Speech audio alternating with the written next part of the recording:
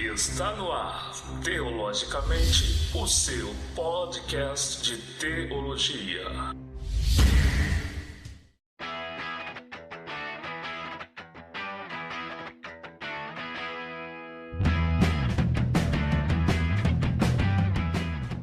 Muito bem, estamos iniciando mais um Teologicamente, o seu podcast de teologia. Eu sou o John. E Jesus disse para os seus discípulos que eles deveriam levar a mensagem do reino até os confins da terra. E assim como os discípulos, todos nós que somos seguidores de Cristo, temos também a mesma missão de levar a mensagem do Evangelho. E é sobre isso que nós iremos falar no episódio de hoje, sobre os desafios enfrentados atualmente para se levar a mensagem de Cristo. E quem vai estar participando aqui com a gente hoje é o Clinton. Tudo bem, Clinton? Tudo bom, John? Mais uma vez é um prazer estar participando. É sempre muito bom conversar, agregar nas palavras, agregar em conhecimento com outros irmãos. Eu espero que, assim como todos os outros têm sido, esse seja mais um podcast edificante, que realmente venha a despertar os nossos corações para algo tão importante que é esse tema de hoje, missões. Isso aí, quem vai estar participando também é o Eduardo Gonçalves. Tudo bem, Eduardo? Tudo bom, John? É um prazer participar de mais um podcast com vocês. Como o Clinton disse, estamos aqui para aprender uns com os outros e espero contribuir também de alguma forma com um pouco que a gente sabe pela graça, com esse tema que Jesus nos ordenou. Muito bem. E quem está participando também é o Argemiro. E aí, Argemiro, beleza? Beleza. Mais uma vez aí poder participar, poder contribuir, principalmente aprender sobre esse tema que é muito importante, que vem sendo esquecido hoje em dia. Muito bem. E quem está participando também, que é uma participação muito especial, é o Bruno, do projeto Somente a Palavra. Tudo bem, Bruno? Oi, John, tudo bem, meus irmãos? É uma alegria muito grande para a gente estar aqui hoje. Fico muito feliz, porque é um tema que nos chama muita atenção, nosso coração se aquece falar de missões, e eu espero, como os irmãos falaram bem aí agora há pouco, também contribuir com esse assunto tão relevante hoje. Gente, quem esteve participando desse episódio também foi o reverendo Hernandes Dias Lopes. Ele esteve participando em outra gravação. As mesmas perguntas que serão feitas aqui, foram feitas para ele também. Então você vai ouvir aqui algumas partes dessa gravação, dessa entrevista que foi concedida por parte do reverendo Hernandes aqui nesse episódio. Então você que está nos ouvindo, não saia daí que a gente volta já.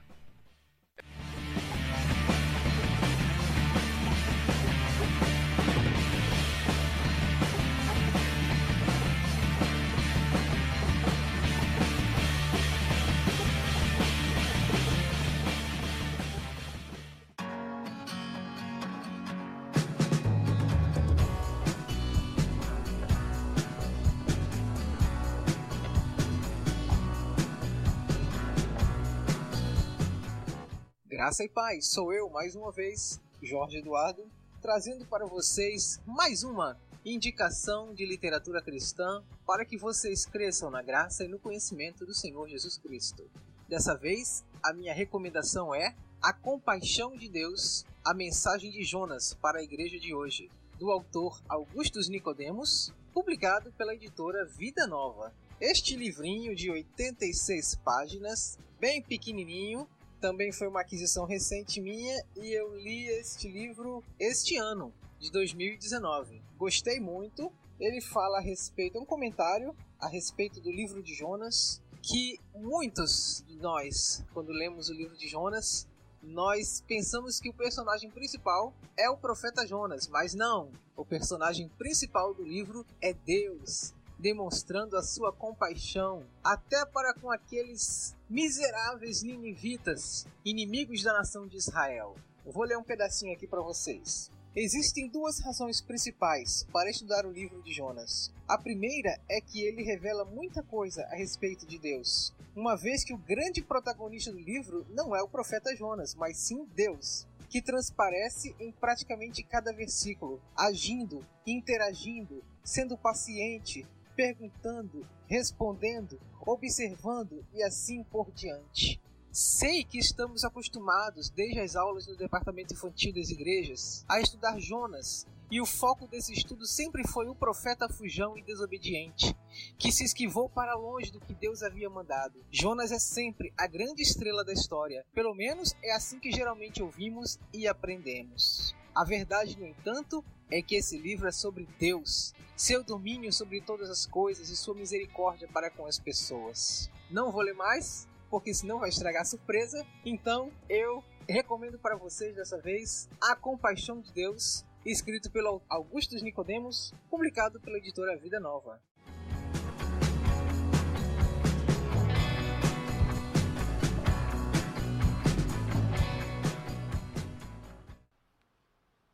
Talvez nós somos a geração mais indiferente de todas, egoísta, materialista, egocêntrica, que quer construir o nosso próprio império.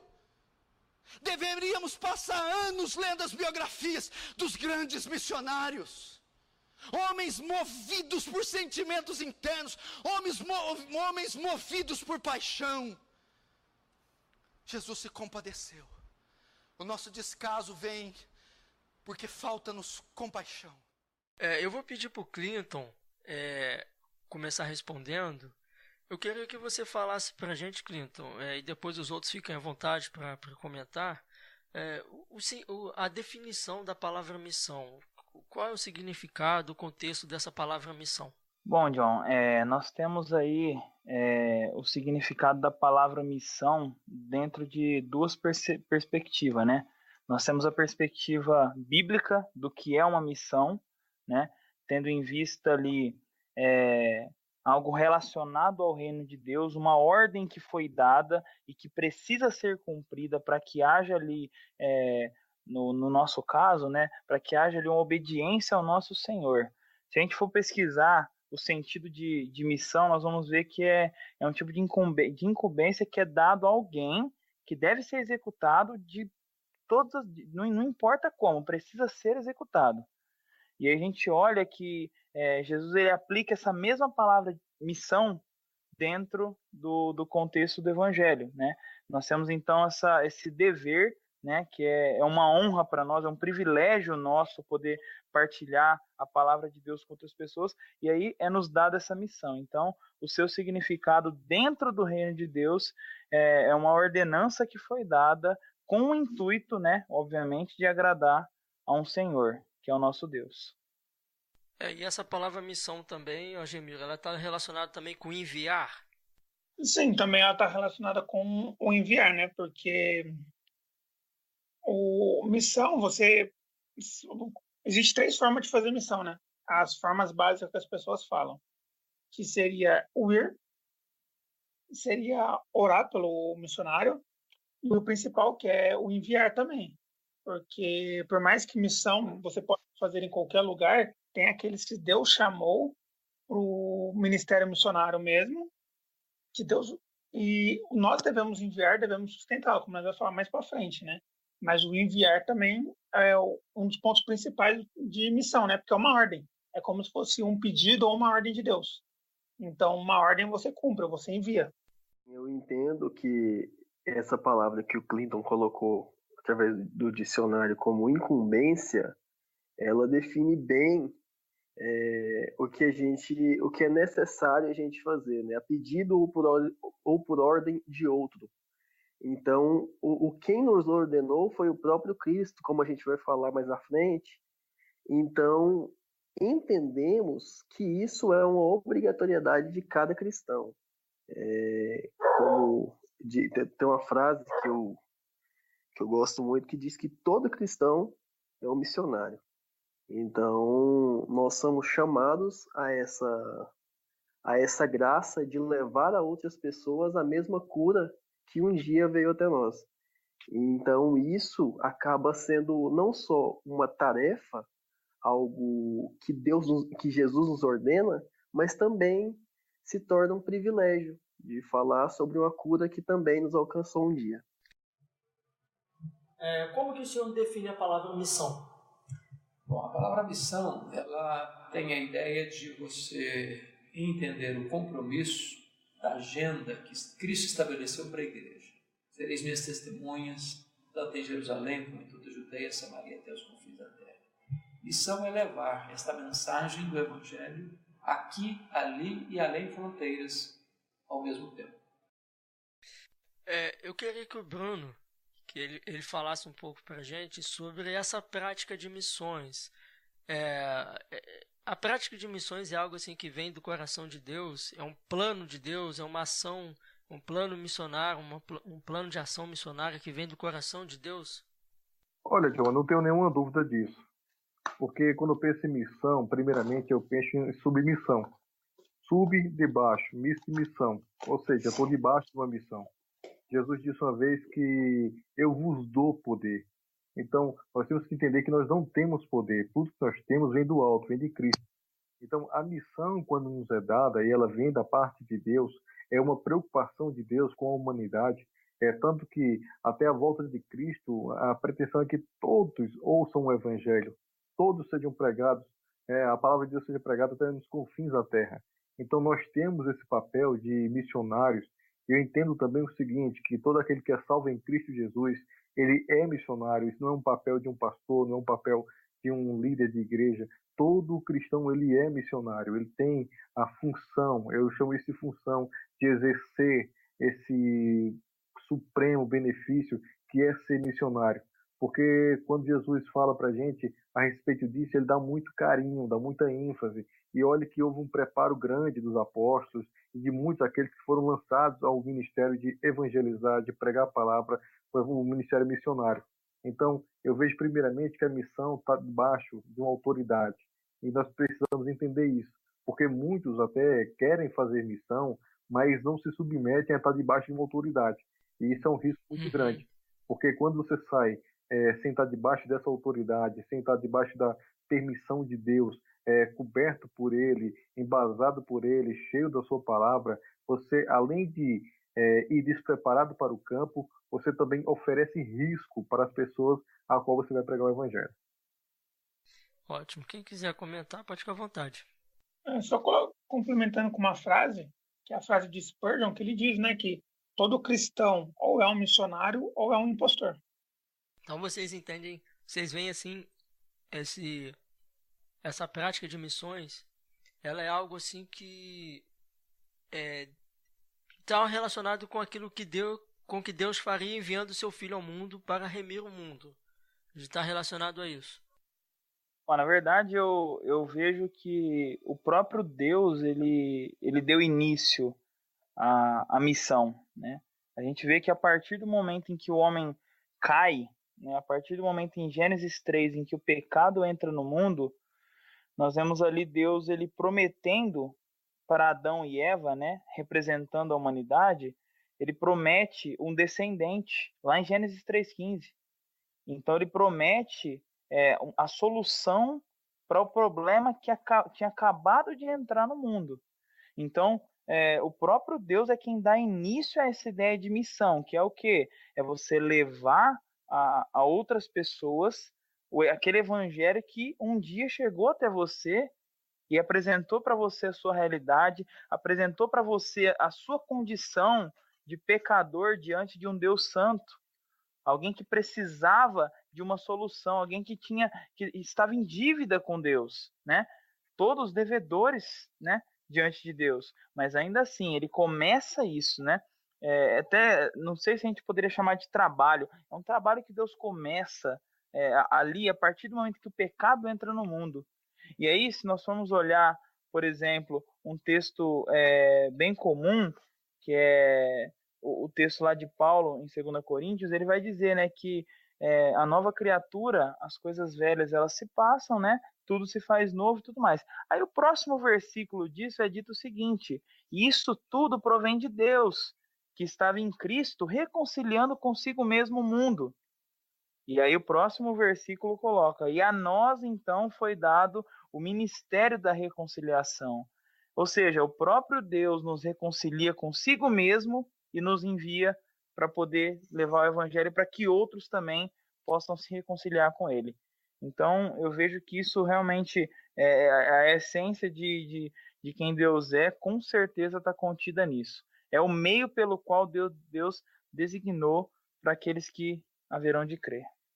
É maravilhoso isso que o Clinton fala, porque a glorificação do Filho está na mensagem do Evangelho de forma explícita. Quando nós lemos em Colossenses 1,16, que fala que porque nele foram criadas todas as coisas que há no céu e na terra, visíveis e invisíveis, sejam tronos, dominações, principados, potestades, tudo o que foi criado foi por ele e para ele. Nós vemos isso na mensagem do Evangelho. A mensagem do Evangelho pregada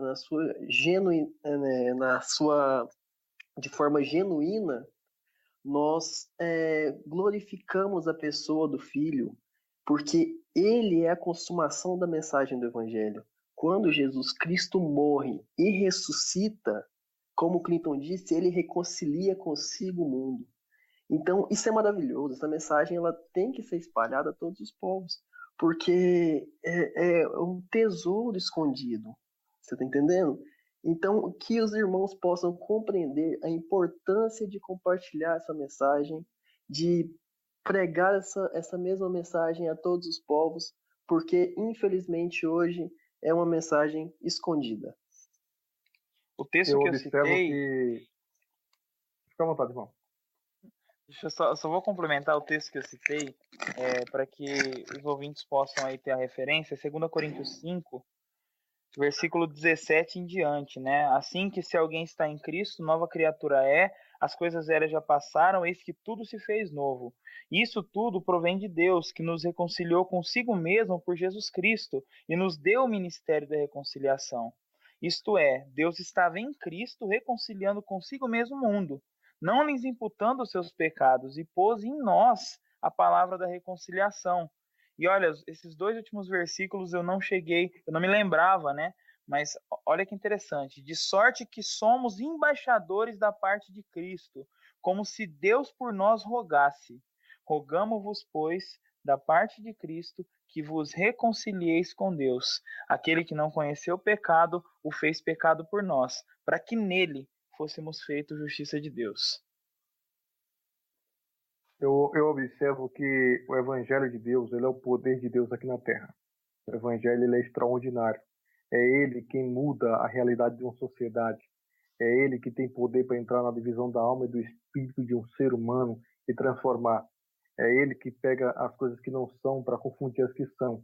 O Evangelho ele é feito assim. Se vocês notarem, em João 4, a mulher samaritana, ela tem uma vida totalmente conturbada, uma vida difícil, uma vida promíscua, mas ela conhece a Cristo, daí ela recebe a palavra do Senhor, após ser evangelizada por Jesus, ela já sai para anunciar na cidade a pessoa Jesus Cristo, ou seja, há poucos instantes aquela mulher era uma pecadora perdida, condenada ao inferno, então Jesus vai lá, transforma ela num ser diferente, numa nova criatura, e ela já se transforma em uma missionária.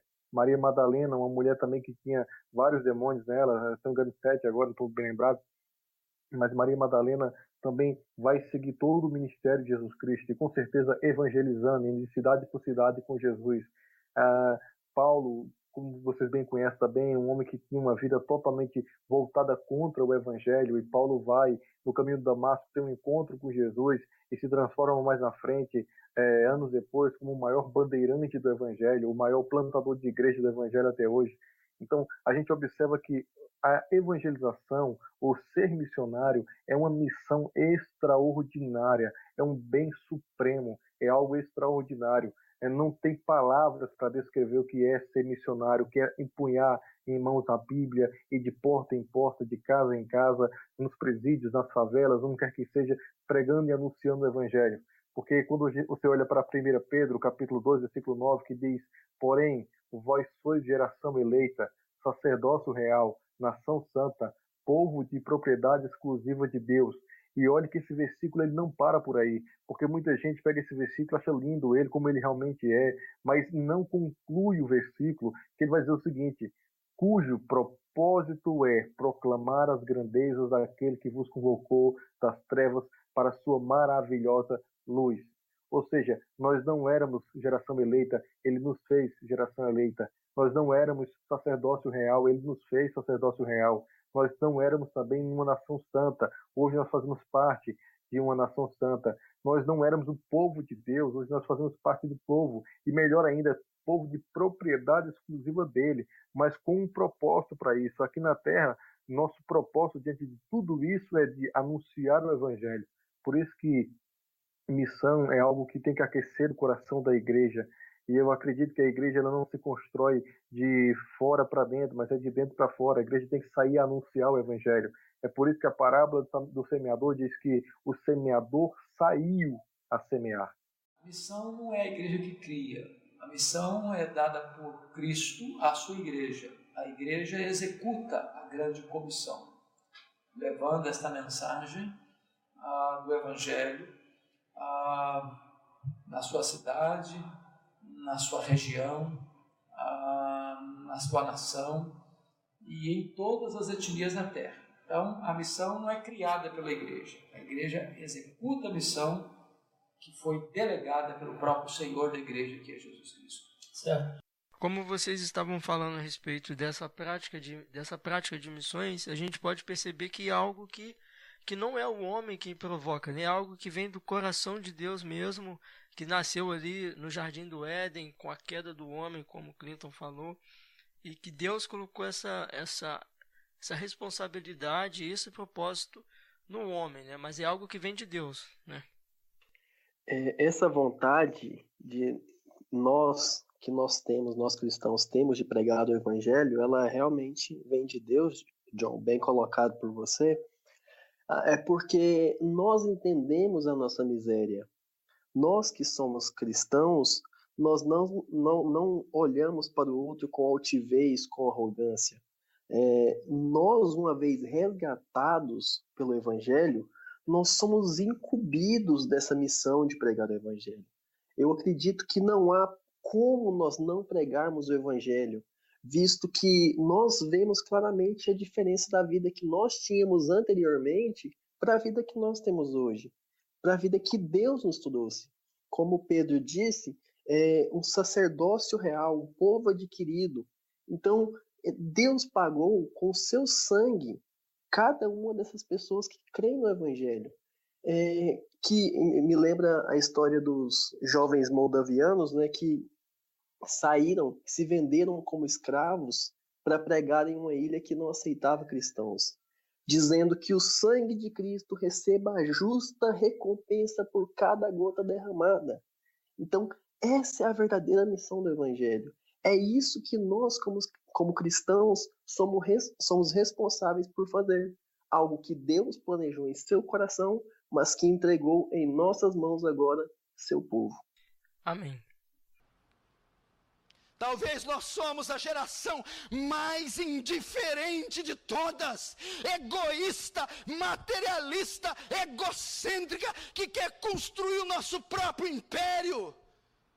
Deveríamos passar anos lendo as biografias dos grandes missionários, homens movidos por sentimentos internos, homens movidos por paixão. Jesus se compadeceu. O nosso descaso vem porque falta-nos compaixão. Nesse contexto a gente vê também ali a ação dos apóstolos no livro de Atos. A gente vê essa ação missionária dos apóstolos ali expandindo a mensagem do reino, né? Exato. Os apóstolos foram aqueles comissionados por Cristo que cumpriram a agenda que Jesus estabeleceu em Atos 1:8, e o de Atos 1:7 em Jerusalém, capítulo 8 chegando a Samaria, capítulo 9 conversão de Saulo em Damasco, já fora do território de Israel, já no capítulo 10 a conversão de Cornélio já em Cesareia Marítima, que era uma região já gentilizada, Capítulo 11, o Evangelho já chega em Antioquia da Síria, que era a terceira maior cidade do mundo. Capítulos 13 até o capítulo 19 são as 3 viagens missionárias de Paulo.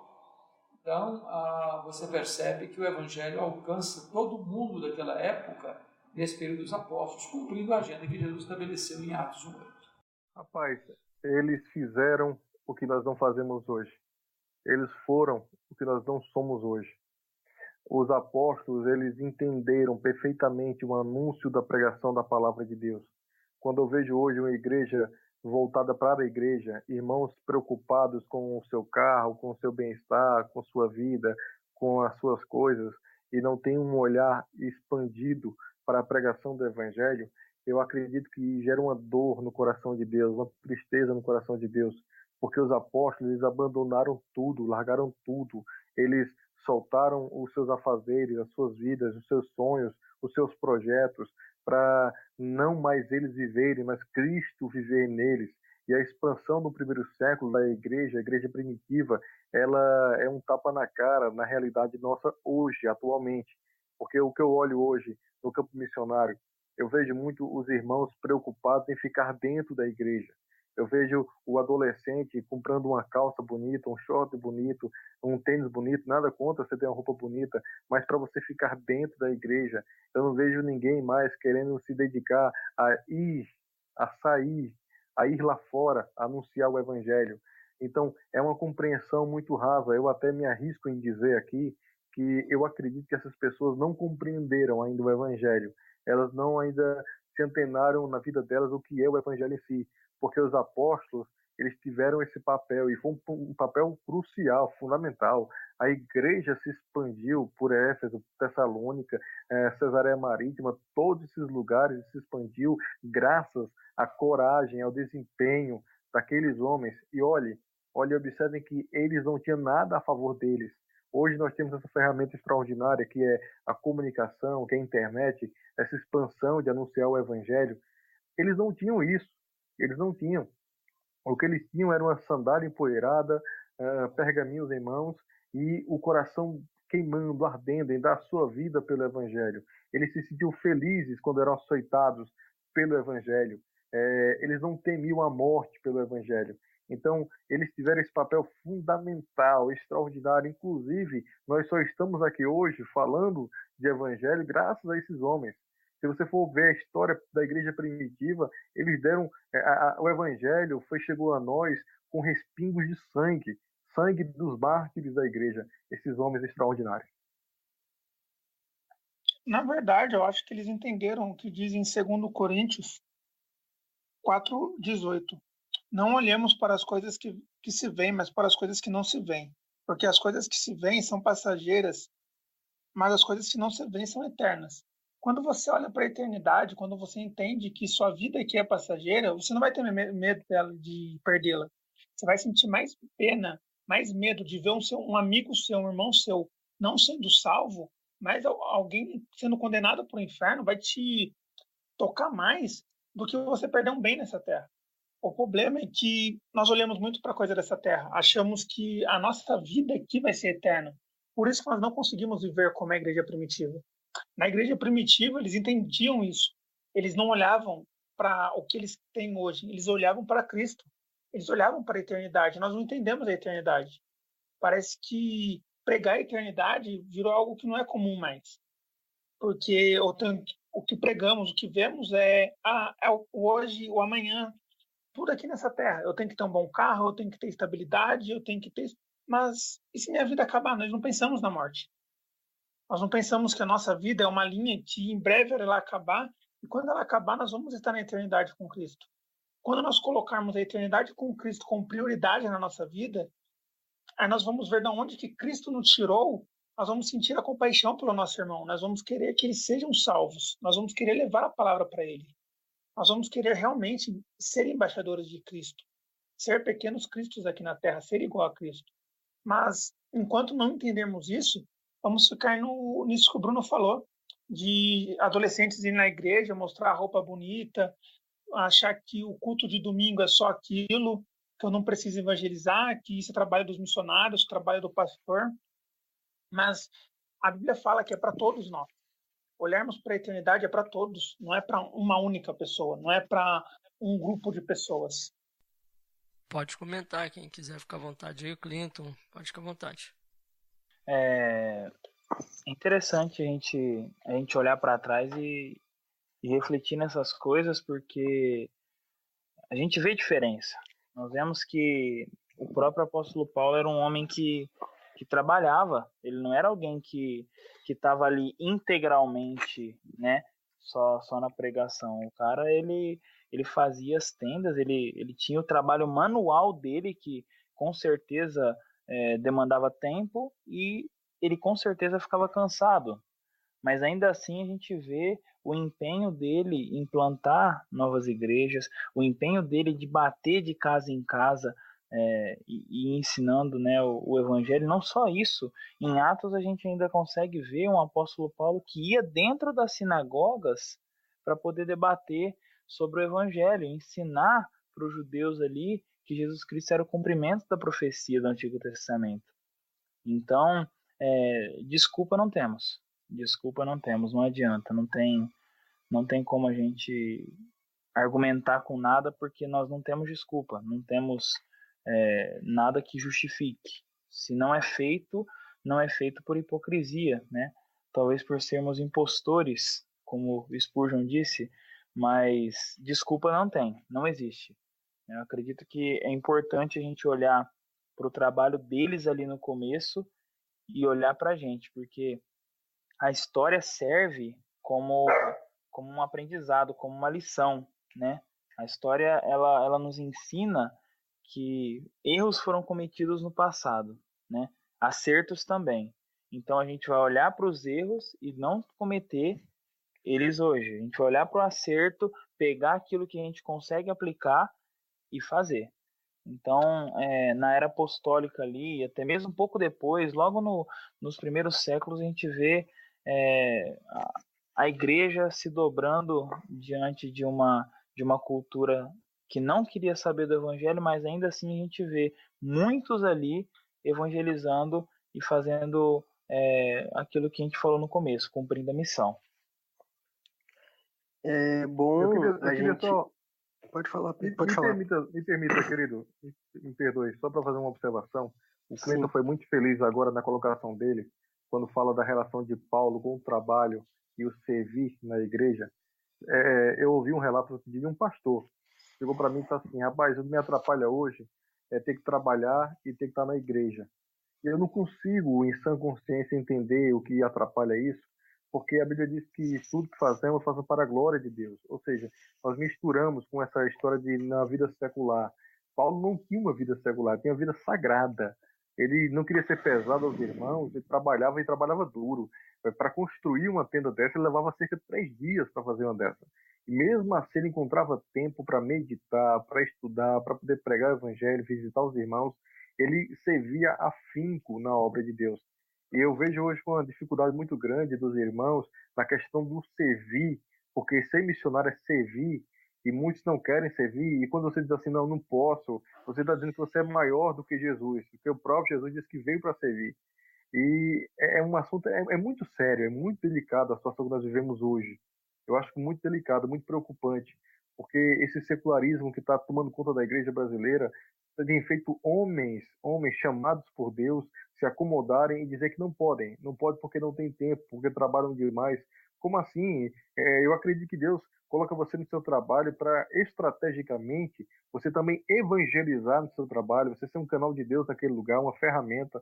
Então não é só na igreja, não é só você ir na África. Eu acho que aí pertinho também já é uma ação de Deus para você falar do evangelho para as pessoas.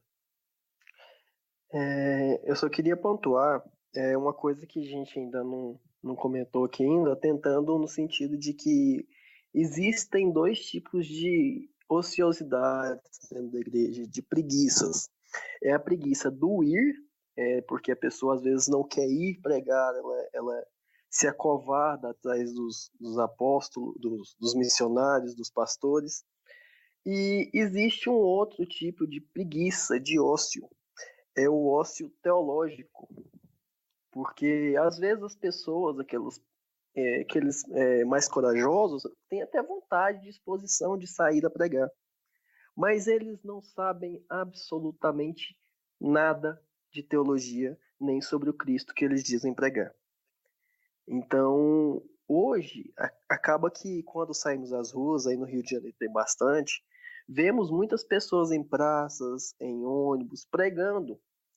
Mas eles pregam um falso Deus, fruto do falso evangelho que ouviram. E esse é outro abismo que nós temos para a era apostólica. Quando olhamos o discurso de Estevão, por exemplo, é um discurso cheio de citações e comparações da pessoa de Cristo, consumando o Antigo Testamento, afirmações e afirmações, derrubando argumentos farisaicos de homens que tinham estudado a vida toda a Torá, a lei e os profetas. Então, ele era muito bem instruído na graça e na coragem, mas também tinha um grande conhecimento teológico. E essa também é uma grande diferença para os dias de hoje, porque nós temos jovens que às vezes têm disposição, às vezes têm boa vontade, mas boa vontade não é suficiente. Um falso evangelho não transforma uma vida. Então, as nossas igrejas também têm que se preparar na instrução teológica. Me lembro de um episódio que o pastor Paul Washer fala de um rapaz que queria participar da sua fundação de missionários da Rádio Cry, e ele fala, pastor, eu quero ir. E ele fala, me fale sobre sua teologia. Ele, não, eu não tenho teologia, eu quero ir. Aí o Paul Washer pergunta para ele, você quer ir fazer o quê? Conversar com eles, falar o que eles já sabem? Então, a importância do preparo do ensino teológico é fundamental e também tem sido desprezada pela igreja atual. Ainda entra, eu acredito que entra nessa parte da missão apostólica, né? Porque a preocupação que eles tinham realmente era de anunciar o evangelho verdadeiro. E essa disposição ela era acompanhada de uma vontade de conhecer o Deus verdadeiro, né? Exatamente. Então faz todo sentido. Eu creio que tá ligado. A gente vê isso na Bíblia, a gente vê isso na época dos profetas, a gente vê isso. O meu raciocínio foi esse, justamente pelo fato de eu citar Estevão, tá entendendo? Porque Estevão era muito bem instruído na lei, Paulo era muito bem instruído na lei, Pedro buscou aprender após a morte de Cristo. Então, eu levei na era apostólica mais por esse lado. Desculpa não ter feito muita referência. Não, imagina ali se Paulo tivesse, quando ele estivesse pregando ali no Areópago ali, se ele não tivesse o conhecimento que ele tinha, né? Exatamente. Pois é. Ô Eduardo, você foi muito, muito feliz com o que falou, porque vou dar um exemplo nosso aqui. Se um avanço missionário nosso aqui ele vai durar 15 dias, 4 dias dele eu reservo na base, que geralmente é uma escola do município, que a gente solicita aquele município para alojar a turma lá. Quando não tem uma base já numa igreja, a gente coloca lá. E 4 dias nós reservamos para poder fazer o quê? Capacitar, treinar, aperfeiçoar.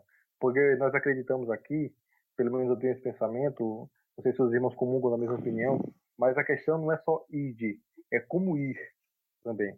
Porque o que há de mau preparo, e muitas vezes, agora nesse advento de informações, geralmente quando você bate em uma porta, tem gente que conhece mais de Bíblia que você. Exatamente. E geralmente é alguém revoltado já com algumas questões de igreja, e quando você vai falar do plano da salvação para ele vem com versículos que acabam até pegando você e te tirando do evangelho. Então, eu olho que Daniel, quando foi mandado para Babilônia, não se misturou lá, ele foi fiel à palavra de Deus. Sadraque, Mesaque, Abednego, né, que é Ananias, Azarias e Misael, a mesma coisa. Então nós temos essa preocupação. Eu me preocupo muito com isso. Não só de mandar, mas como mandar. Porque Estevão, que foi citado aí agora, Paulo, todos eles passaram por um período de capacitação. João Batista viveu quanto tempo no deserto se capacitando para poder pregar, para anunciar aquele evangelho que ele anunciou? Então, eu acho que falta isso. Falta essa graça e esse conhecimento de muitos que querem ir, mas não se preocupam em ter uma teologia, um embasamento para ser uma apologeta, para defender a sua fé. Deixa eu só fazer um último comentário aqui, bem breve mesmo. A gente tem estudado aqui na nossa igreja, na escola bíblica, o livro de Romanos. A gente está ali em Romanos 3, né? Que é considerado, o livro de Romanos é considerado uma introdução a toda e qualquer outra mensagem do evangelho contida na Bíblia, né? Se a gente, no primeiro momento, abrir Romanos e meditar e conhecer Romanos, quando a gente for ler os outros livros da Bíblia, a gente vai ler com certeza com uma visão diferente, né? Mais rica em questão de conhecimento. E aí, quando a gente vê a carta de Romanos, a gente vê Paulo ali escrevendo aquela carta para que a igreja de Roma, né, ali, enviasse ele como missionário para a Espanha, para pregar na Espanha. A gente vê isso. E aí a gente vê a preocupação de Paulo em o quê? Em falar, olha, o evangelho que eu vou anunciar na Espanha é esse aqui, ó. E aí Paulo vai e coloca em Romanos, ali na carta de Romanos, o evangelho que ele anunciava. Ele começa falando do homem como sendo um pecador caído, o homem que necessita da graça de Deus. Ele coloca o homem ali como sendo indesculpável, porque ele vê a criação e não reconhece Deus como sendo Deus. Então a gente tem todos esses detalhes. E eu acho que seria interessante hoje, se a gente tivesse a oportunidade de conhecer o evangelho que os missionários têm pregado. Ia ser interessante se a gente recebesse uma carta dos missionários contando um pouco, né, como Paulo fez em Romanos, do evangelho que eles estão levando naquele lugar, né? E acredito que há uma ligação muito boa para a gente poder fazer nesse sentido, porque o próprio apóstolo Paulo era um enviado, né? Ele era um apóstolo enviado para poder evangelizar, para poder plantar igrejas e tudo mais. É interessante isso, então. Eu acredito que hoje, como já foi falado, a gente carece dessa informação, de saber o que está sendo ensinado aí fora, qual é o evangelho que está sendo pregado pelos missionários. Então a capacitação faz toda a diferença e eu acredito que seria uma boa sugestão a gente conhecer o evangelho que os missionários têm pregado aí fora. Ótimo. Argemir, a gente vê ali no livro de Atos, por exemplo, um exemplo, quando o apóstolo Pedro estava preso, e a igreja estava orando por ele, né? Enquanto ele estava preso ali, a igreja estava orando por ele. Eu gostaria que você falasse sobre esses suportes missionários, né? Como que a igreja ela pode ajudar um missionário? Quais são os recursos, né, que a igreja pode estar ali ajudando? É só financeiramente, com oração? Como é que seria? A maneira que ajuda os missionários, a principal é a oração, né? Quando eu era mais novo, eu acompanhava muita junta de missões nacionais, e que é a JMM, e eu não lembro o nome agora, que eles enviavam missionários e sempre atualizavam. E o que eles mais pedem é oração. Claro que só oração não adianta, eles pedem também ajuda financeira, mas muitas vezes muitos missionários eles são enviados para os campos e ficam abandonados. Eles pedem a ajuda financeira, que é o essencial para eles viverem, mas muitos missionários já viram missionários que queriam correspondência, queriam conversar por cartas com membros de igrejas, com membros que sustentam eles, para eles não se sentirem sozinhos também, para eles saberem que tem um apoio aqui. Porque lá eles muitas vezes viviam escondidos, vivem em países perseguidos, ou no Brasil, em lugares isolados, que praticamente eles e a família deles. E uma carta, pensamos que não, mas uma carta faz muita diferença para eles. Eu já vi missionários que estavam a ponto de desistir do seu ministério, mas receberam uma carta de que um irmão, uma senhora que escreveu, falou que estava orando por ele, foi o que Deus usou para fortalecer ele. Muitas vezes nós estamos só no dinheiro, que é o essencial, que é muito importante, mas esquecemos que os missionários eles são pessoas, eles precisam orações, eles precisam de correspondência, eles precisam de ombro para se apoiar. Embora eles tenham o apoio de Cristo, o Cristo está guiando eles, mas eles são humanos, eles precisam de relacionamentos também, que muitas vezes nós abrimos mão, como foi dito, a igreja, a congregação, coloca um pastor ali, um funcionário ali e abandona ele. Não quer saber como está, o que ele está passando, as dificuldades na igreja, às vezes dificuldade até mesmo para ensino, não tem conteúdo, não tem material, mas as igrejas não se importam com isso. os membros das pessoas parece que abandonam eles. Acham que simplesmente uma ajuda financeira mensalmente é o suficiente. Mas não é só isso. Eles precisam de muito mais. O essencial é a oração e a ajuda financeira e a comunicação. Acho que são os 3 meios principais de suporte emocional. Alguém gostaria de complementar? Eu queria pontuar o que o Algemir falou aí. E é muito pertinente falar isso aqui, porque é o seguinte. Um dos principais companheiros de um missionário, de uma missionária, é a solidão. A solidão, ela acompanha o missionário onde quer que ele vá. E isso é muito deprimente, porque é estatístico que muitos pastores, famílias que estão no campo missionário, muitas vezes duram 3, 4 anos e clamam à sua igreja para voltarem para casa. Por quê? Tamanho o desprezo, tamanho a falta de afeto, de carinho. E a vida missionária, aquele que se dedica totalmente à obra, ele abre mão dele mesmo, da família dele. Eu conheço uma missionária chamada Bárbara Banks, e Bárbara é uma mulher americana extraordinária, está aqui em Campina Grande, Paraíba, e ela já está no final da sua vida, está até um pouco enferma também. Faz 2 anos que eu estou tentando trazer ela para um dos meus seminários para ela palestrar, e eu não consigo devido à saúde dela. E Bárbara disse agora há pouco, na Juvep, disse, olha, final de ano, dezembro, eu fiquei um pouquinho na casa de um pouquinho na casa de outro, um pouquinho aqui, um pouquinho ali. Por quê? Porque ela é uma mulher já idosa e ela não tem filhos, ela não tem esposo, ela não tem parentes mais. Então, é uma pessoa, é uma semente que está no mundo ali, só ela. Então, já pensou pegar uma pessoa dessa e não dar atenção e não abraçar? Porque temos que olhar o lado ser humano também da pessoa, a carência humana, o que bem falou o Algemir aí, o relacionamento. Eu vejo com muita preocupação, é por isso que eu procuro ter um cuidado muito grande com os missionários que eu conheço, de sempre, rapaz, um WhatsApp, uma ligação, uma mensagem, envie um presente, mas mostre que ele está lá, mas que ele não está só. Ele não está só, os seus joelhos estão aqui em favor dele. A igreja faz missões com os pés dos que vão, com os joelhos dos que oram, com as mãos dos que ofertam. A igreja precisa de alguém para ir. A igreja precisa de alguém para interceder. A igreja precisa de alguém para ofertar, para sustentar os obreiros lá na ponta do campo missionário. Então, Hudson Taylor disse certa feita que tanto aquele que desce ao fundo do poço, quanto aqueles que seguram a corda para a pessoa descer, estão também participando de igual modo da obra missionária. Então, toda a igreja está envolvida com a obra missionária, uns indo, outros contribuindo, todos intercedendo. Talvez nós somos a geração mais indiferente de todas, egoísta, materialista, egocêntrica, que quer construir o nosso próprio império.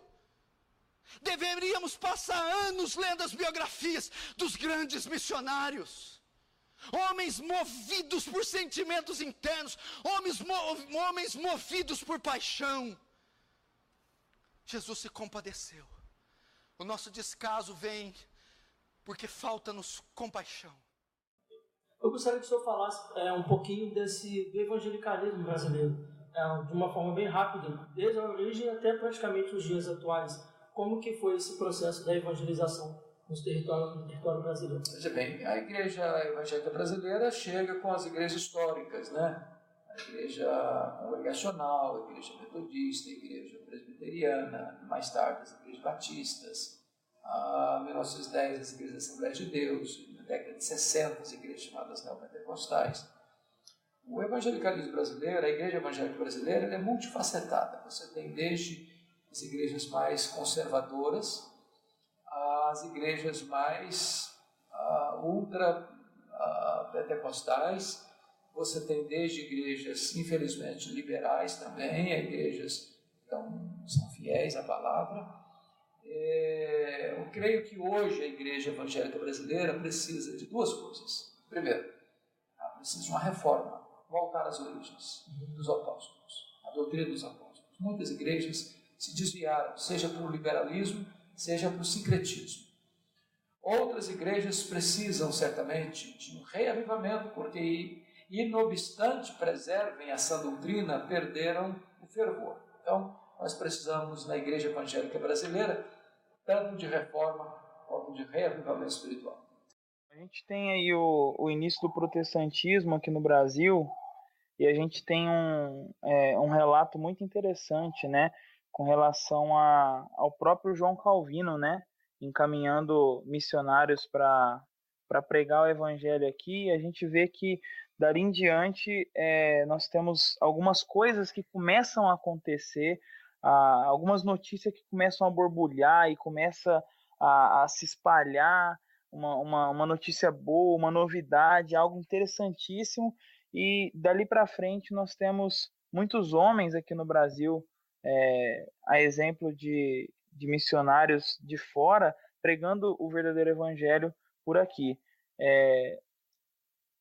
Eu sei que algumas igrejas batistas hoje falam muito em missões, mas elas mesmas não conhecem a história da igreja batista aqui no Brasil, né?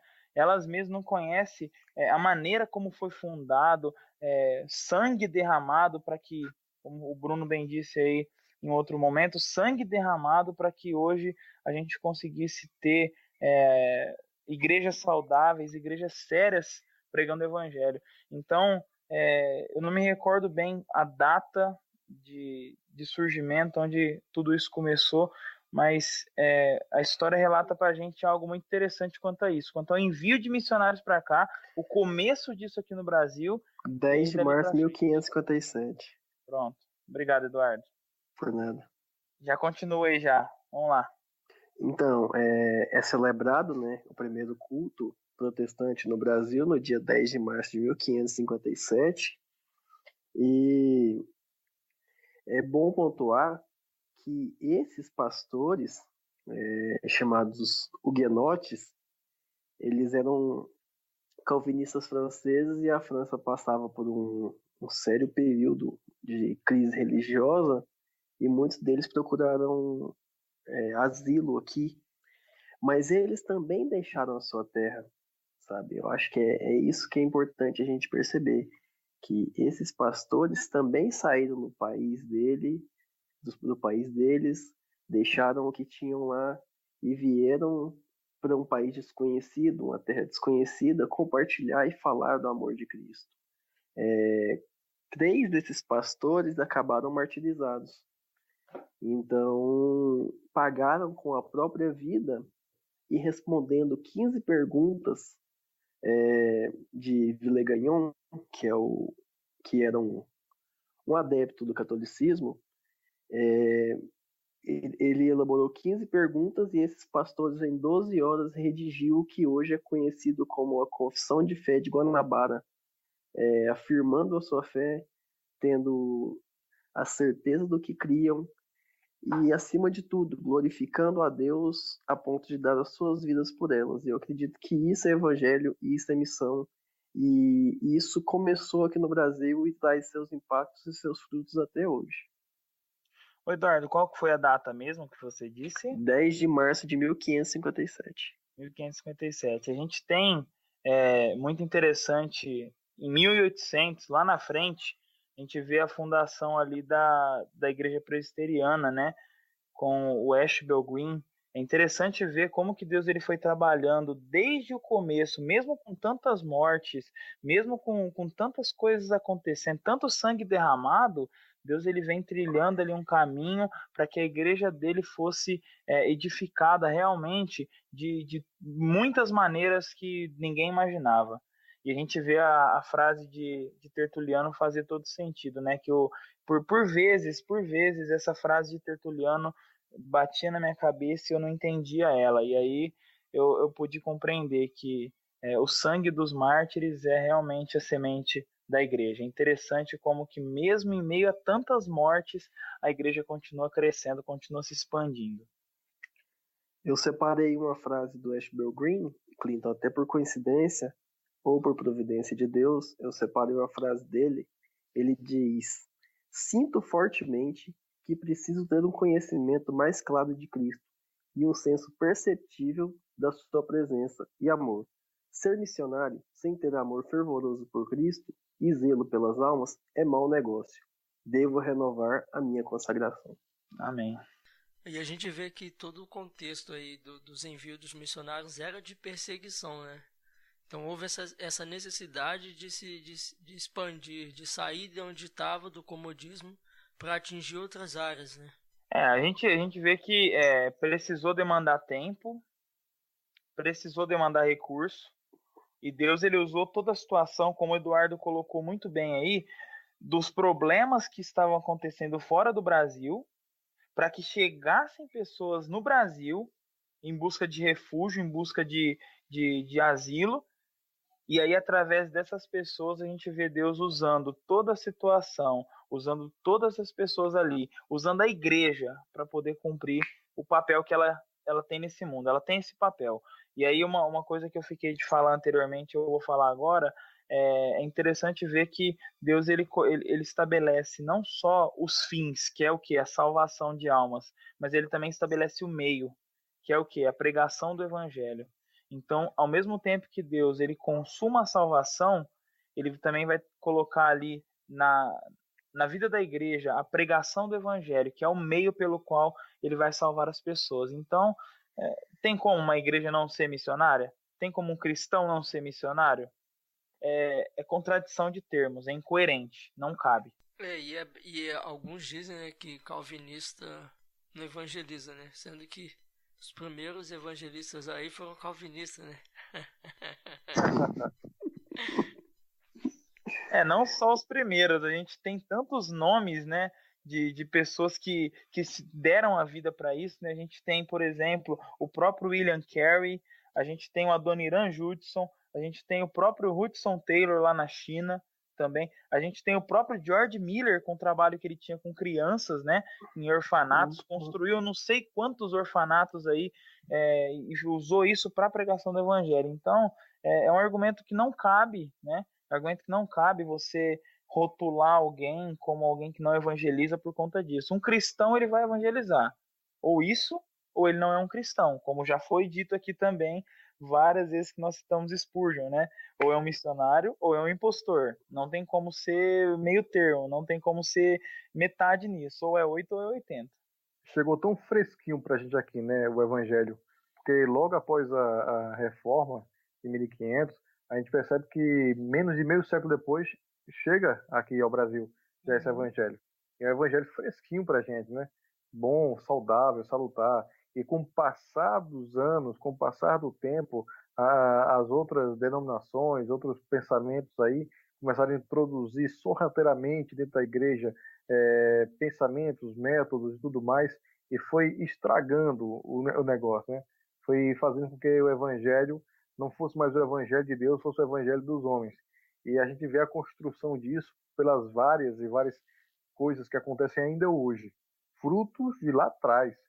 Porque a gente questiona muitas vezes, até ouvi o pastor Paulo Júnior um dia falando que é bem provável que os irmãos de 20 anos para cá, 25 anos para cá, nunca tinham ouvido falar do evangelho, mas eu vou mais além. Eu acho que essa cultura é antiga, não é de agora, essa é coisa de 300 anos para cá.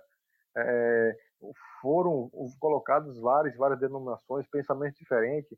Você vê que essa questão da teoria da prosperidade é uma igreja nascendo de dentro de outra igreja. A Universal, aí saiu o Mundial, saiu Plenitude do Poder, saiu o Internacional da Graça, todas saindo de uma mesma fonte, com o mesmo propósito, só mudando a placa, só mudando o líder. Então, é preocupante. Mas foi chegado para nós aqui um evangelho muito saudável, muito. E hoje, a nossa carência, hoje no Brasil, nós temos aí 8 segmentos no Brasil que carecem da nossa atenção, carecem muito de nosso evangelismo. São 7 segmentos socioculturais e um segmento socioeconômico. Só para pontuar para os irmãos, hoje os indígenas é o povo que mais precisa ouvir o evangelho, depois os ribeirinhos, em terceiro lugar os ciganos, em quarto os sertanejos, os quilombolas já vêm em quinto, em sexto os imigrantes, são aqueles que vêm de outros países para cá e não recebem atenção, os surdos e mudos também. Eu não sei a igreja de vocês, a minha igreja, por exemplo, nós não temos um trabalho para surdos e mudos. Ou seja, se chegar lá um deficiente auditivo lá e eu estiver pregando na igreja, ele não vai assimilar nada, porque não tem ninguém lá que interprete para ele. Então, nós temos que ter um trabalho focado nos surdos e mudos. Nos evangelismos nossos agora, tem um amigo nosso chamado Isaías, ele é professor de Libras, e eu estou introduzindo ele, a equipe dele, no projeto para ensinar a todos, sem exceção, a todos. Quantas casas nós entramos para falar de Jesus e lá tem alguém que é deficiente auditivo, por exemplo, e eu não tenho habilidade para falar com ele, me comunicar com ele. Então, é uma vida que muitas vezes morre sem ter ouvido falar do Evangelho, porque não tinha ninguém que pregasse para ele na linguagem dele. Então, é um cuidado que nós temos que ter. Os ciganos, a mesma coisa, os quilombolas, a mesma coisa. Eu fico me perguntando, os ricos, aí já entra na classe socioeconômica agora, os ricos, agora não falo rico de classe média, eu falo daquele cara bilionário, o cara que está no topo da cadeia, o cara que está lá em cima. Quem anuncia o evangelho para aquele? Quem é que chega até ele para anunciar o evangelho? Eu vejo muita gente, inclusive os cristãos, criticando o governo, criticando o presidente, criticando o Eike Batista, coisa e outra, mas eu dificilmente vejo um irmão chegar para mim e dizer, eu estou orando para que Deus levante uma copeira, um motorista, para que Deus levante um jardineiro, cristão, crente, fiel na palavra, que ele tenha uma oportunidade de falar para um homem desse sobre o evangelho, que ele tenha a oportunidade de anunciar o evangelho para uma pessoa dessa. Porque indo de um extremo a 8, a classe baixa, né, os que estão na miséria mesmo, são outros que têm que ser alcançados, são outros que têm que ser levado a palavra para eles. E o Brasil tem essas 8 áreas, esses 8 segmentos que têm que ser trabalhados. A gente não pode fechar os olhos para isso, não. É por isso que a igreja do Brasil ela precisa estar preparada. A igreja do Brasil precisa estar focada no evangelho, no anúncio do evangelho e no anúncio saudável do evangelho, para que esteja todo mundo apto a anunciar o evangelho. Chegue para o cigano e consiga falar na linguagem dele. É diferente quando eu chego no sul do país, vou falar para o gaúcho sobre o evangelho. É diferente quando eu chego no sertão, na caatinga, e vou falar aqui do evangelho. Se eu chegar com palavra bonita para ele, um linguajar bonito, ele não vai entender. Não vai. Agora, se eu chegar lá falando oxente, arretado e prego batido ponta virada, aí ele entende a linguagem. Gemilo, eu não vou deixar você quietinho, não. Sobre isso que o Bruno falou, como é que você vê a nossa evangelização nos dias atuais, nesse sentido, assim? Eu acho que, nesse sentido, as pessoas têm confundido muito, né? Porque uma coisa é eu mudar de estado e precisar falar da maneira que ele entenda. Chegar no sul e falar de uma maneira que ele vai entender. Mas hoje em dia, as pessoas estão distorcendo tudo. Eles acham que eu preciso fazer um show de rock para falar com um roqueiro. Eles acham que eu preciso sentar lá como se eu fosse um noia, usando droga, para falar com ele de Cristo. E fora que as pessoas usam uma linguagem como se estivesse esperando por você. Não. Agora, eu concordo plenamente. Nós devemos nos preparar para ir no Nordeste, lá na Caatinga, como ele falou, e falar de uma maneira que ele entenda. Do mesmo jeito que eu vou falar com uma pessoa que tem muito dinheiro, de uma forma mais culta, mas pregando o evangelho. Agora, as pessoas querem fazer balada gospel para os jovens. As pessoas acabam confundindo coisas necessárias com coisas desnecessárias. Ou melhor, coisas que são extremamente importantes, como me adaptar à linguagem de cada estado, com coisas para satisfazer a minha carne. Porque já ouvi falar que uma balada gospel é a mesma coisa que eu me preparar para falar com o nordestino. E isso são coisas completamente diferentes. São coisas que a maneira de se expor o evangelho falha. Porque eu não me preparo, primeiramente, e depois eu quero fazer aquilo que ele está gritando. Aquilo que eu posso chegar para um jovem e conversar com ele de uma maneira que ele entenda, sem precisar me fingir de um drogado. Eu posso evangelizar numa praça sem mentir, fingir falsas conversões. Porque as pessoas têm confundido o que o Paulo fala, né? Quando ele se, se eu não me engano, adaptando, o que ele falou foi me fiz de pobre para falar com pobre, um versículo que eu não lembro direito agora, mas as pessoas estão falando como eu tivesse que ser um drogado para falar com um drogado. Eu preciso ser um roqueiro, eu preciso ter tatuagem para falar com tatuagem. Sendo que na Bíblia eu nunca vi isso. Eu vi João Batista falando para todo mundo. João Batista chegou e apontou o dedo na cara de um rei, falando no evangelho. Ele não precisou se fazer de rei. E isso que o Bruno falou é algo muito importante, que eu tenho que saber a maneira de falar, mas eu não preciso me adaptar ao mundo para falar para o mundo, para falar de Cristo para o mundo. Algumas coisas eu tenho que me adaptar razoável, saber a maneira de falar, mas não preciso ser igual a eles para falar de Cristo. Talvez uma das falhas do evangelicalismo na atualidade seria essa mensagem que tem sido levada de um evangelho fácil. Isso é um outro evangelho, isso não é nem evangelho. Na verdade, de Paulo aos Gálatas é um outro evangelho que não é evangelho. O evangelho da prosperidade, o evangelho dos milagres, o evangelho das curas, o evangelho sem cruz, o evangelho sem abnegação, o evangelho sem arrependimento, o evangelho sem a centralidade da pessoa de Cristo, sem a salvação pela graça. Isso é um outro evangelho, falso evangelho, que ela presta um grande desserviço à causa do verdadeiro evangelho no Brasil. Então, é muito importante entender que a mensagem do evangelho não pode ser nem substituída, nem alterada, nem subtraída. O evangelho é o evangelho. Se ele não for o evangelho como ele está estabelecido na palavra, é um outro evangelho, um falso evangelho. Eu vejo um problema muito parecido com o dos fariseus lá de Marcos 12. Os fariseus ali que confrontavam Jesus e tentavam o tempo todo pegar Jesus em uma contradição. E aí Jesus vira para eles e fala assim, errais, não conhecendo as Escrituras nem o poder de Deus. Então, eu vejo hoje uma falha muito grande por não conhecer as Escrituras e o poder de Deus. Pessoas que têm pregado por aí, como já foi dito pelo Eduardo, um Jesus que não é o Jesus da Bíblia. Pessoas que têm pregado por aí um Jesus que é conivente com o pecado, um Jesus que bate nas costas assim,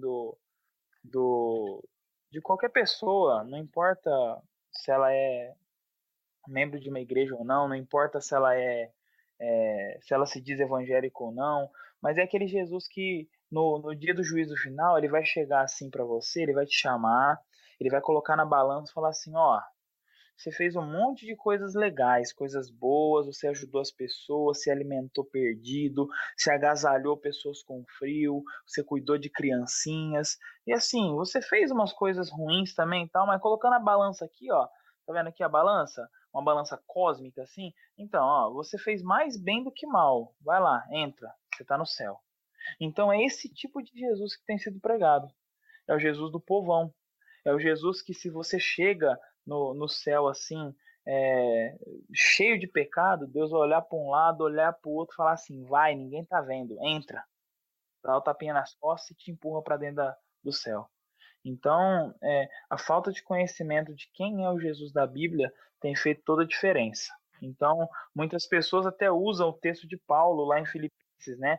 O que importa é pregar a Cristo, embora alguns preguem por arrogância, por isso, por aquilo, que importa é pregar a Cristo. Mas eles se esquecem que Paulo está falando que o que importa é pregar a Cristo, né? E não algo parecido com Cristo.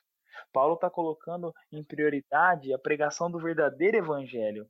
As pessoas faziam com motivação errada, mas pregavam sobre o Cristo verdadeiro.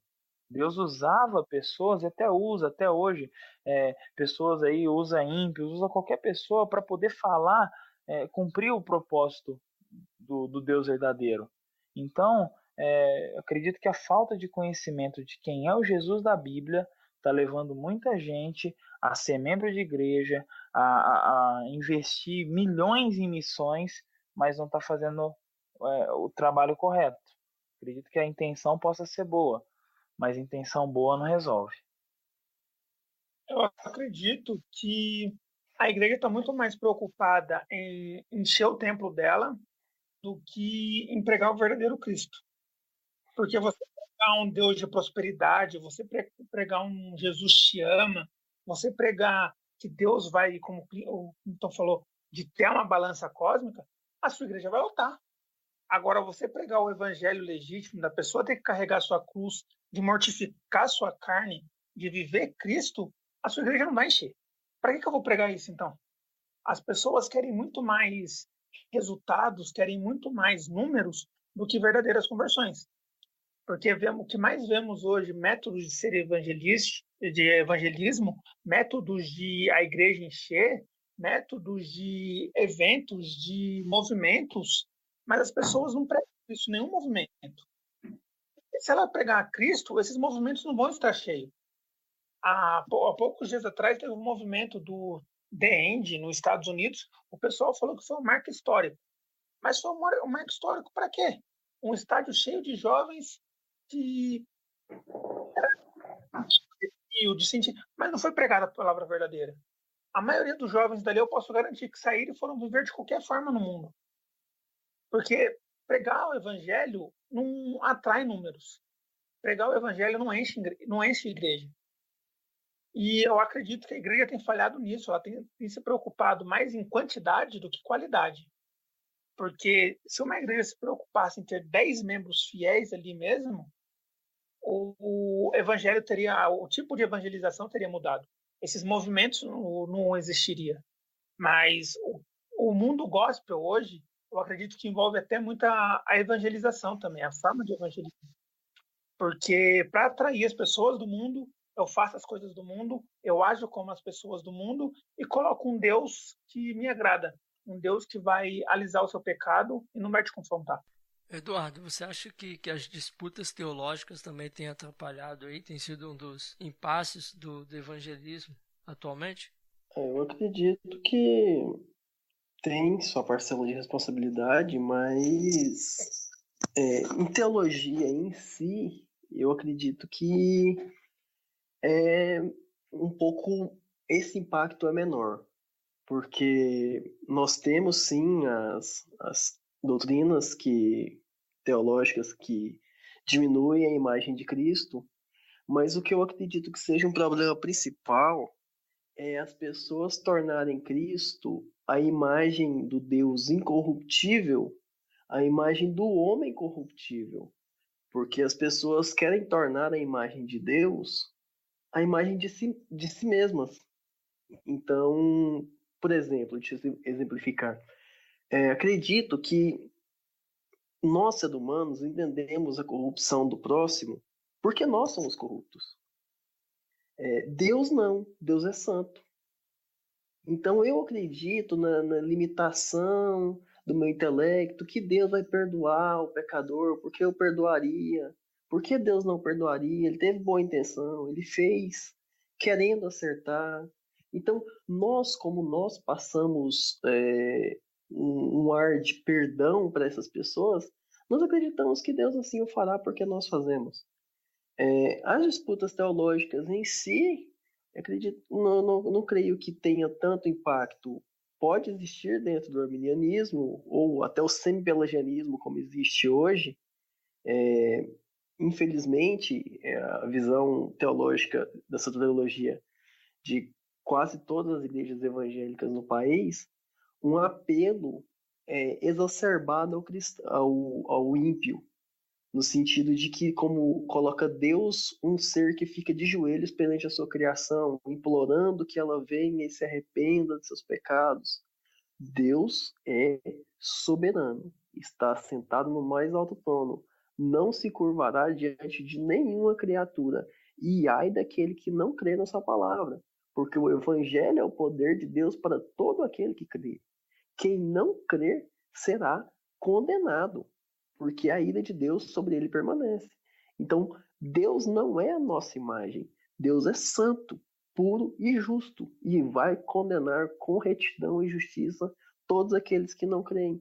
O evangelho tem que ser pregado na sua plenitude, independente das linhas teológicas, independente da vontade da minha igreja, da aceitação do ímpio, ele deve ser pregado. Acredito que uma linha teológica, um posicionamento teológico venha trazer uma certa dificuldade nisso. Gente, o que vocês acham da panfletagem? Eu creio que seja válida, contanto que seja usada da maneira correta, tá? Vou explicar. A gente tem um relato, por exemplo, da conversão de Hudson Taylor. Hudson Taylor foi um missionário, ele fez missões no interior da China. Ele ficou conhecido, né, por ser ele ficou conhecido como missionário, né, por conta da sua adaptação aos chineses, né. Muitos missionários já ingleses tinham ido até lá e tentado evangelizar aquele povo, mas o povo não dava ouvidos para aqueles missionários, porque aqueles missionários chegavam diante dos chineses vestidos de terno, paletó, gravata e toda aquela roupa comum, né, fora da China, e aí eles não recebiam a mensagem por parte deles. Até o dia em que chegou o Hudson Taylor para aquele povo, vestido com kimono, com a roupa, né, estilo realmente chinês, e aí aquele povo viu em Hudson Taylor alguém que estava preocupado com algo além do que a própria vida física daquelas pessoas. E aí ele pôde anunciar o evangelho. Hudson Taylor foi um cara que foi convertido por Deus através da mensagem do evangelho em um panfleto. É certo que por muito tempo, isso a história nos conta, por muito tempo, os pais dele, a mãe dele principalmente, vinha orando pela sua conversão.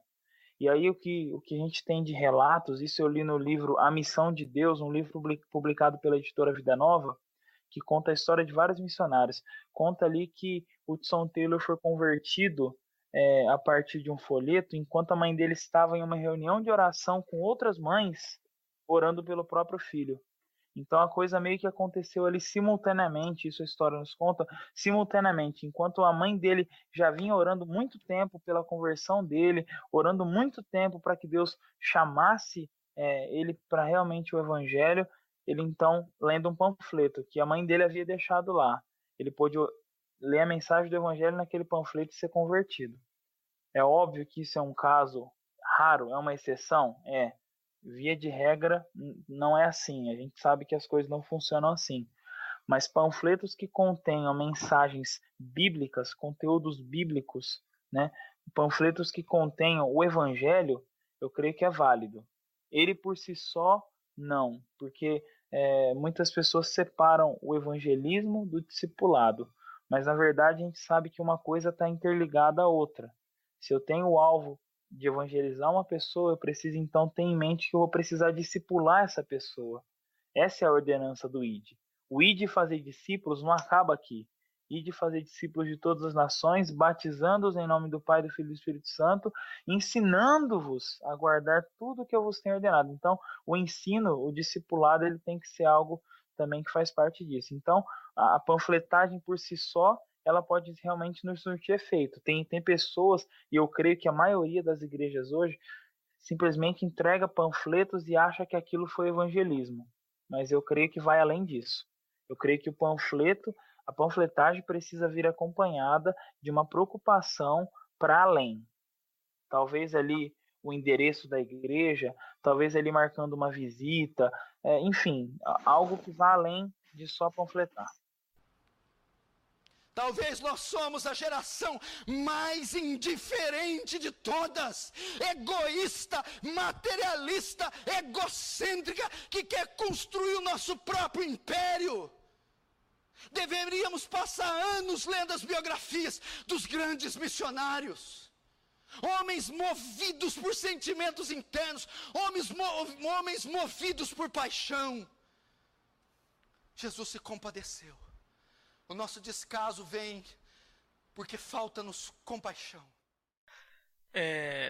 Quando eu estava fazendo o seminário, isso mais ou menos, eu fiz um seminário de 2 anos, foi mais ou menos em 2012, 2013, e tinha um professor nosso de história, ele estava dando aula de história, e ele estava contando o caso dele lá, ele falando que ele foi enviado para algum desses países da África, e chegando lá, ele encontrou com um rapaz, né, nesse lugar onde ele estava, eles tinham a cultura de ter 2 mulheres, podiam ter 2 mulheres. E o cara queria batizar, queria entrar para a igreja lá. E ele falando assim, não, mas você quer batizar, mas você precisa resolver a sua situação, você não pode ficar com 2 mulheres, né? Você tem que ter uma só. Aí ele conta que nisso, né, ele veio pro Brasil, voltou pro Brasil, e passou um tempo ele voltou para lá de novo. Aí chegando lá, esse mesmo irmão que queria batizar, ele chega nele e fala assim, olha, eu consegui resolver minha situação, agora eu posso batizar, né? Agora eu resolvi meu problema. Aí ele perguntou pro rapaz, né? O que você fez? Como é que você fez para resolver a situação? Aí o cara falou, eu matei uma mulher. Aí agora arrumou outro problema, né? Mas enfim, nesse sentido, quais seriam os desafios, né, da missão, do evangelismo, dessa questão de ter o preparo, né, de você conhecer a cultura para onde você está indo, de você conhecer a língua, né, de você ter um preparo teológico, qual seria assim esses desafios? Um missionário, sobretudo transcultural. Você tem missionários nacionais, onde você está pregando no seu próprio povo, dentro da sua própria cultura, com a sua própria língua. É claro que nós todos precisamos de preparo bíblico, teológico, doutrinário. Nós não podemos dar o que não temos, nós não podemos passar uma mensagem se nós não compreendemos essa mensagem. Então, o missionário tem que ser alguém preparado.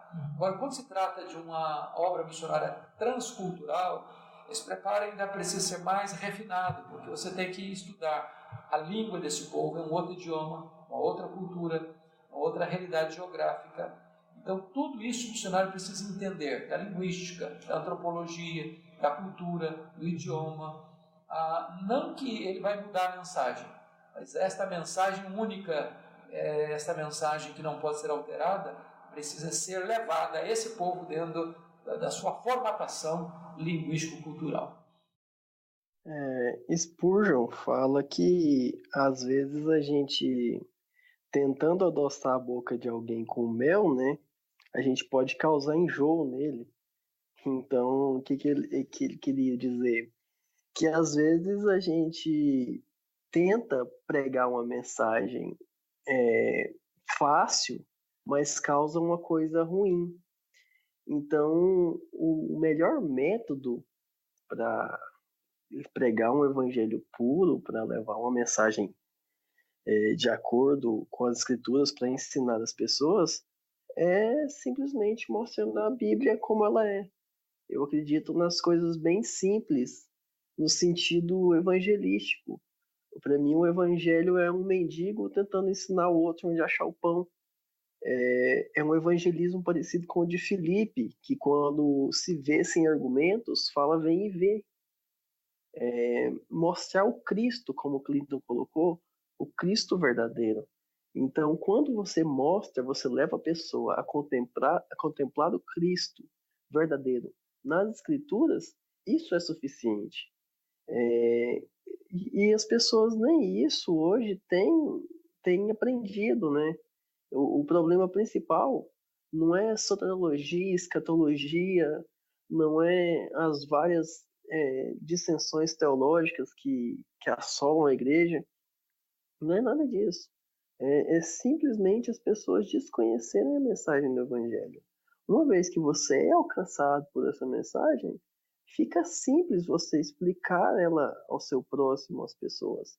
Então eu vejo como uma forma de falta de sabedoria às igrejas, principalmente, por não ensinarem aos seus jovens. Então, o nosso querido irmão Bruno precisou sair, mas de qualquer forma eu quero deixar aqui meus agradecimentos pela sua participação e pelas suas colocações. Espero que a gente possa ter uma nova oportunidade de estarmos juntos novamente. E a gente está chegando ao final de mais um episódio. E eu gostaria que vocês deixassem as considerações finais de vocês sobre tudo que a gente falou aqui, né, sobre essa necessidade da obra missionária. Eu queria terminar com uma frase de Spurgeon, né? Que ele diz: se os pecadores vão ser condenados, pelo menos deixe que eles pulem para o inferno por cima do nosso corpo. E se vão perecer, que pereçam com nossos braços em volta de seus joelhos, implorando a eles que fiquem. Se o inferno precisa ficar cheio, que fique apesar dos nossos esforços, e que ninguém vai para lá sem ser avisado ou sem ser que alguém ore por ele. Evangelismo, uma coisa que você não pode fazer no céu. Portanto, devemos evangelizar, devemos viver como Cristo e ser como embaixadores de Cristo, e representar Cristo aqui na terra, levando a tua palavra a toda criatura. Tá, eu também agradeço, né, a oportunidade de participar de mais um podcast. E também encerro com uma frase de Spurgeon, quando ele diz que o nosso grande objetivo não é a reversão de opiniões, e sim a regeneração das naturezas. Devemos trazer homens a Cristo e não aos nossos pontos de vista particulares a respeito do cristianismo. Fazer prosélitos é algo que cabe aos fariseus. Regenerar homens para Deus é uma meta honrada dos ministros de Cristo. Então, nós, como ministros de Cristo, temos um papel sublime, temos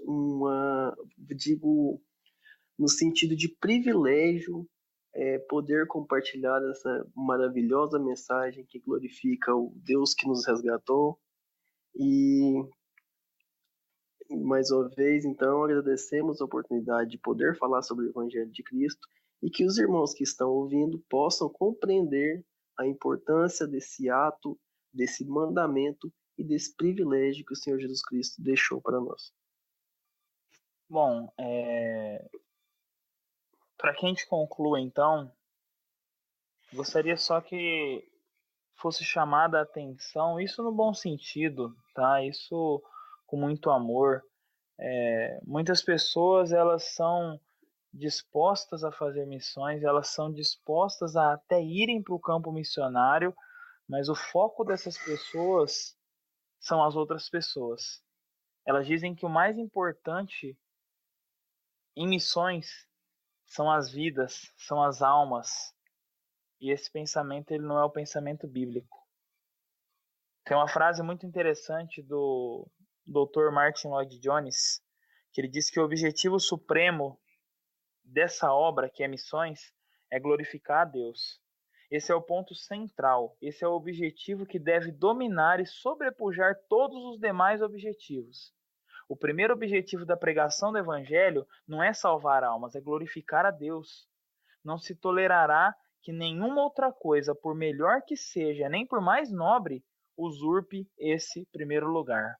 Então, minha consideração final é que nós possamos ter uma igreja que entenda que o foco de missões é a glória de Deus.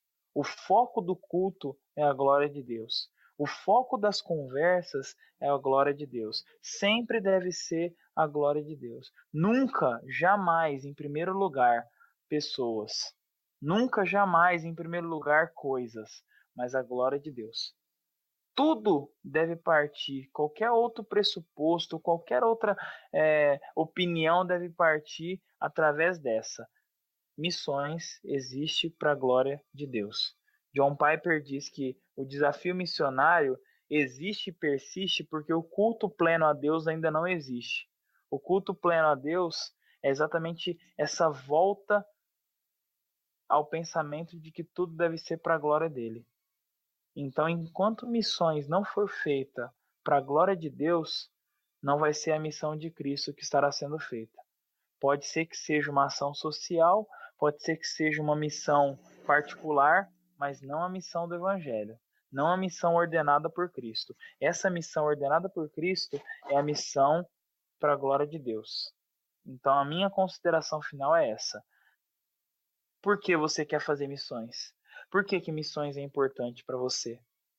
Por que você quer sair da sua casa e ir para a África? Por que você quer sair da sua casa e ir para Cristolândia? Para Cracolândia, né, no caso. Por quê? Por causa das pessoas? Se for, eu convido você a mudar esse foco. E a ter o foco na glória de Deus. Aí sim, o restante deve ser feito. Veja bem, então o missionário é alguém que é chamado por Deus para levar uma mensagem. Esta mensagem é o Evangelho. Nós não criamos a mensagem, nós transmitimos a mensagem. A mensagem é o próprio Evangelho, é a própria palavra de Deus.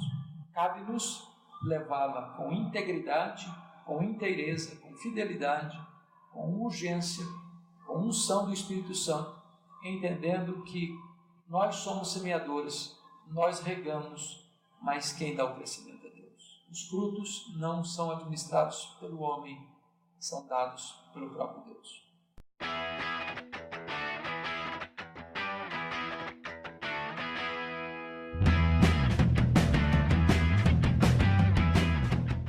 Reverendo Hernandes, eu quero agradecer muito a sua participação, suas colocações.